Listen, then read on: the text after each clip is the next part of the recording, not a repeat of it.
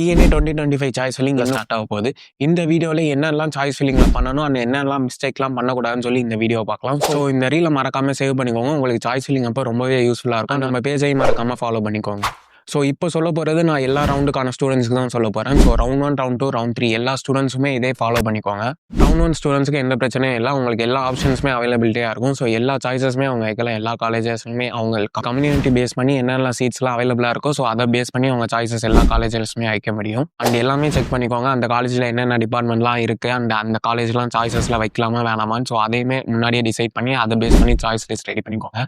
So choice ஃபில்லிங்னா நிறைய பேர் நிறையா மிஸ்டேக் பண்ணுவாங்க. எக்ஸாம்பிளுக்கு ஒரு ஸ்டூடெண்டோட கட் ஆஃப் வந்து 180 தான் இருக்கும். அவங்க சிஇஜியில் எனக்கு 2-3 சாய்ஸஸ் மட்டும் வச்சுட்டு அப்படியே லாக் பண்ணி விட்டுருவாங்க. ஸோ உங்களுக்கு அலாட்மெண்ட் வரப்போ பார்த்தீங்கன்னா காலேஜ் நாட் அலாட்னு வந்துடும். என்ன பண்ணியிருப்பான்னு கேட்டிங்கன்னா வந்து லைக் எக்ஸாம்பிளுக்கு யாராச்சும் அவங்க 180க்கு உங்களுக்கு சிஇஜியில் கிடச்சிரும்னு சொல்லிட்டு அவங்க சிஇஜியில் மட்டும் 2-3 சாய்ஸஸ் வச்சு அப்படியே லாக் பண்ணியிருப்பாங்க.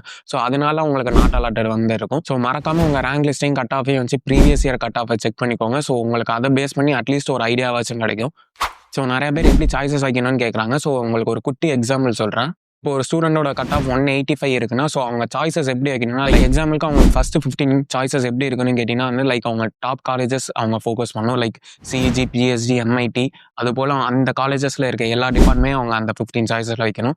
அண்ட் நெக்ஸ்ட் 20 சாய்ஸஸ் எப்படி வைக்கணும்னு கேட்டிங்கன்னா கொஞ்சம் ஆவரேஜ் காலேஜஸாக வைக்கணும். லைக் எக்ஸாம்பிளுக்கு ராஜலக்ஷ்மி, சிஐடி, சவிதா அது போல் கொஞ்சம் ஆவரேஜ் காலேஜாக வைக்கணும். அண்ட் அட் லாஸ்ட் வந்து சேஃபர் சைட் காலேஜஸ்லாம் வைக்கணும். லைக் டாப் காலேஜஸ்லேயே சில இன்ஸ்டியூஷன்ஸ்லாம் இருக்கும். Like Sairam institution, saint Joseph's college of institute. So இது போல் இருக்கிற இன்ஸ்டியூட்லாம் வந்து நீங்கள் கீழே சேஃபர் சைடுக்கு கீழே வச்சுக்கலாம்.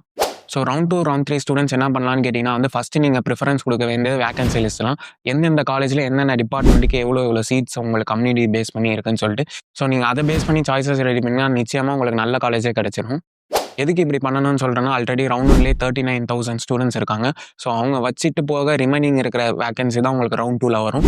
அதுபோல் ரவுண்ட் 2லேயுமே 96,000 ஸ்டூடெண்ட்ஸ் போல் இருக்காங்க. ஸோ அந்த 96,000 சூஸ் பண்ணி ரிமைனிங் இருக்க சீட்ஸ் தான் ரவுண்ட் 3 ஸ்டூடெண்ட்ஸ் எடுக்க முடியும். ஸோ நீங்கள் இப்படி சாய்ஸ் லிஸ்ட் ரெடி பண்ணிங்கன்னா நிச்சயமாக உங்களுக்கு நல்ல காலேஜில் கிடைக்க சான்சஸ் இருக்குது. ஸோ உங்களுக்கு ஏதாச்சும் சாம்பிள் சாய்ஸ் லிஸ்ட் வேணும்னா கீழே சாய்ஸ் லிஸ்ட்னு கமெண்ட் பண்ணுங்கள். நானே உங்கள் டிஎம்க்கு சென்ட் பண்ணுறேன். ஸோ மறக்காமல் ஃபாலோ பண்ணிட்டு கமெண்ட் பண்ணுங்கள். அப்போ தான் உங்களுக்கு சாம்பிள் சாய்ஸ் லிஸ்ட் ரிசீவ் ஆகும். அண்ட் நம்ம வாட்ஸ்அப் குரூப்புக்கான லிங்க்குமே பயோவில் இருக்குது. ஸோ அதுலேயுமே கிளிக் பண்ணி ஜாயின் பண்ணிங்க. அதுலேயுமே உங்களுக்கு போஸ்ட் பண்ணிடுறேன்.